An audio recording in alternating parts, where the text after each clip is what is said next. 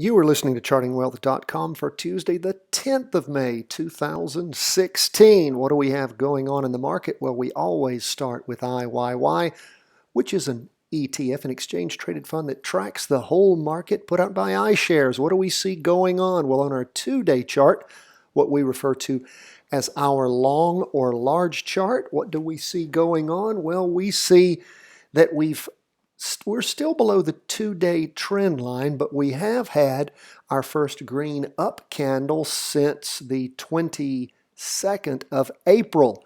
It was a small up day for the market, overall 0.13%, so hardly just a little more than 0.1% up. We saw the derivative oscillator continue to heat up. We saw the divergence continue. It doesn't give you a lot of hope that the market is turning around. It was just a small up day so far. We're still below our two-day trend line, and we still have quite a divergence between the signal line and the MACD. Let's look intraday.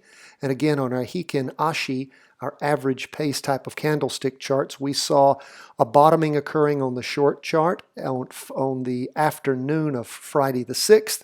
Then we saw an up morning and an up afternoon, again slightly up overall. We're getting close to a crossover going up, which is good. We want to see that on the short chart. Why?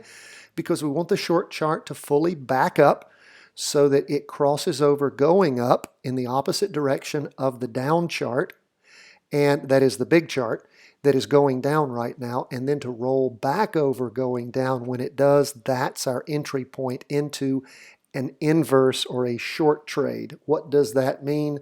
That means that we are looking for the market to continue going down at some point so that we can follow the trend on the big chart. Remember, big charts are big money, big charts are big waves. You can have backups and small waves on the short chart, and then when it rolls back over to go in the same direction of the down chart, that's when you look to get in. So that is where we ended the day on Monday as we go into Tuesday the 10th. Now let's continue to go through our charts. Next up, as always, is SPY. What is that? Standard & Poor's 500. It looks very similar to the total market, a little bit different. We saw it originally start going down on the 22nd of April, and then we had red down candles since then. Strong down movement toward pretty much throughout the whole of last week.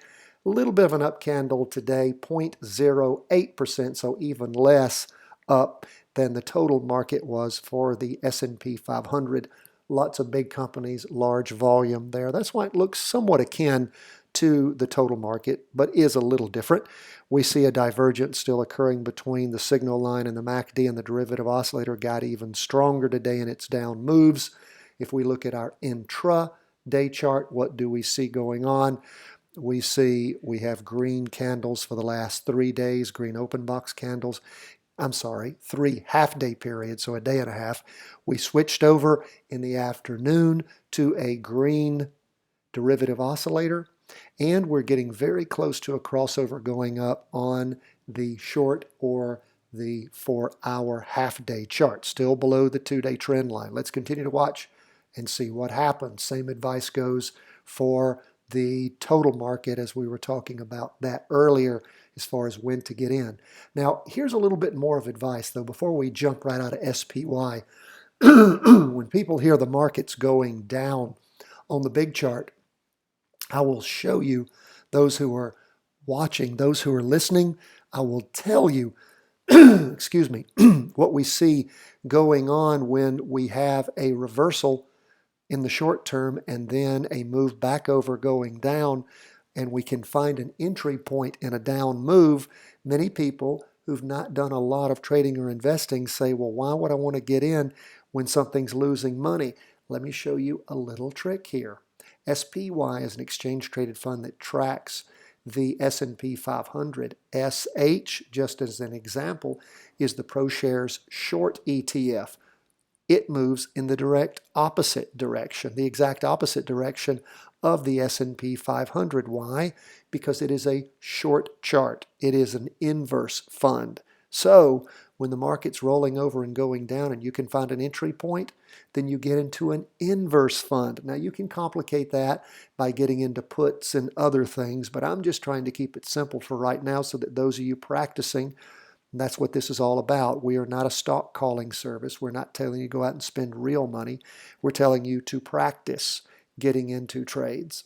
Now, when that happens, of course, and we find an entry point, you can jump in on SH. You can go in and buy it. It only sells at $20.38 a share right now, so you can buy it in your virtual trading account. If you don't have one, you need to go ahead and set one up so you're ready to jump in with us. Okay, I believe that we've looked at our short chart at this point.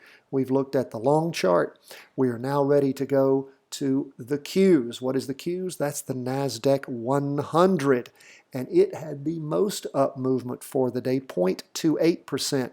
We have what we would call pretty much a doji, not quite a spinning top. I'd call a doji for the first day of the 2-day candle on the 9th. What do we have happening? Well, we've broken through our 2-day trend line. That has ended on our 2-day chart. We have broken out through that. We now have the derivative oscillators lost a little bit of its speed.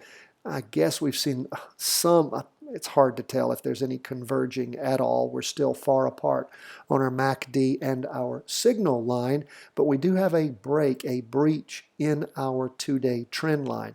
That has been broken, so that would sound the caution if you happen to be in a down trade right now on the Qs. If we look intraday, what do we see? Well, we see that the market closed just barely above the 2-day trend line. It did break over in the morning on the 9th, Monday the 9th. So what we're looking for at this point is for it to break back over going down. We will at some point need to redraw our trend line, but we're not going to do that yet because it might not necessarily break over going down. However, the big wave is, of course, in a negative position still have a lot of separation between the MACD and the signal line, and the derivative oscillator is still fully negative. So we'll continue to watch, and we'll let the charts lead us, not the media noise, not the talking heads, not what we think, but what we can see in the charts. That's the genius of what we do. Okay, lastly, we're going to look at gold. Gold, big down day for gold. 2.05% down, broke the 2-day trend line, although it wasn't a real good trend line in any way. You had open red boxes for the last two 2-day candles, which is 4 days of actual negativity as far as the Heikin Ashi, the average pace candles that we use. Derivative oscillator gained up through Friday and then fell off some on Monday. And we do have a big down candle with a lower wick, not much of a lower wick. But if we look intraday, what do we see on the 4-hour chart? We see big sell-off in gold, big drop in the morning, the biggest drop and a little bit more in the afternoon, punching through that 2-day trend line in the morning. So that is where we are. Gold has crossed over going down. Now don't forget, gold is a confirmed down move, but gold is in a still holding on to, but that may not be all that much longer. We'll have to see what happens. Gold could rebound.